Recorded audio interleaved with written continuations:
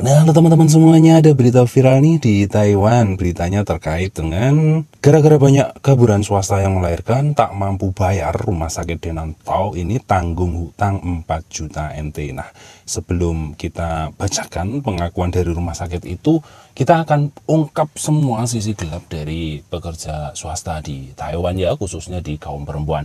Baik ini sebenarnya tidak semua mengena, hal ini tidak terjadi pada semua kaburan yang ada di Taiwan, tapi tiga hal ini adalah penyebab banyaknya kelahiran anak di kalangan pekerja kaburan di Taiwan. Mau tidak mau ini harus diakui ya, karena walaupun tidak semua melakukannya, tapi ini yang terjadi di sebagian besar di Taiwan. Pertama, itu adalah kebanyakan Mbak TKW yang statusnya swasta, baru keluar dari majikan atau baru keluar dari pekerjaan lama saat tidak ada pekerjaan.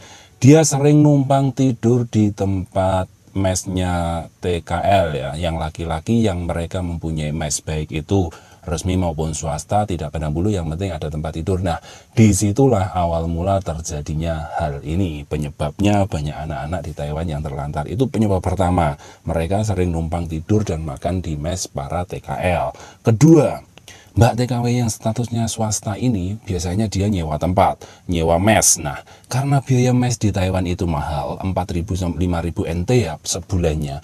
Kalau dia bekerjanya gajinya nggak gede, dia akan harus butuh suplai atau butuh subsidi itu. Nah, caranya gimana? Dia nyari pacar lah, nyari kenalan lah.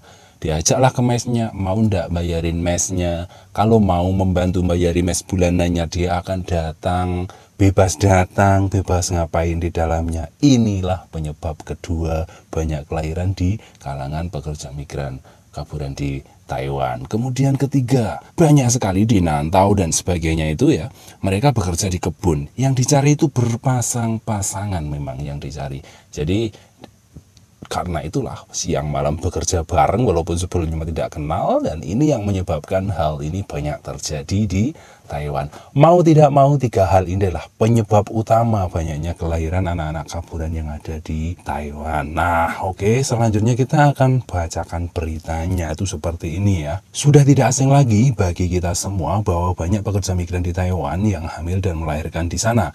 Kebanyakan dari hal itu terjadi pada mereka yang berstatus swasta atau kaburan. Kaburan itu atau swasta itu mereka yang kabur dari majikan resmi, kemudian mencari pekerjaan di luarnya. Nantau adalah salah satu pusat pekerja migran kaburan terbanyak di Taiwan. Tempat ini menjadi pilihan karena lokasinya yang lumayan terpencil, dan juga mencari pekerjaan untuk kaburan di Nantau itu mudah ya, banyak perkebunan pertanian di sana. Baru-baru ini, sebagaimana diberitakan oleh LTN News Taiwan ya, sebuah rumah sakit di Nantau mengeluhkan banyaknya angka kelahiran dari pekerja migran kaburan dan juga kelalaian mereka untuk menyelesaikan administrasi alias orang bayar. Rumah sakit di Nantau tersebut mengaku tak berdaya dengan banyaknya biaya kelahiran dan pengobatan. Bagaimana tidak, seorang datang ke rumah sakit sudah posisi mau jebrol, kemudian di rumah sakit sendiri saat-saat ini sibuk dengan pandemi, mau tidak mau kan harus sisi kemanusiaan, kan harus menolong dulu. Nah, setelah selesai itu ternyata mereka nggak mampu bayar. Nah, karena hal ini rumah sakit tersebut mengaku rugi hingga 4 juta NT ya. Wah, 4 juta NT itu tidak sedikit ya untuk teman-teman semuanya. Jadi ya, untuk diketahui saja dari berita ini, itu melahirkan di Taiwan memang sangat mahal sekali ya. Bagi yang punya Jenpoka saja mahal, apalagi tidak punya Jenpoka, tidak punya askes ya. Jadi untuk teman-teman semuanya, ini saran terbaik ya, daripada banyak sekali seperti di Harmoni dan lainnya itu anak-anak PMI yang terlantar di sana, baik itu orang tuanya sudah dipulangkan ke Indonesia ataupun belum.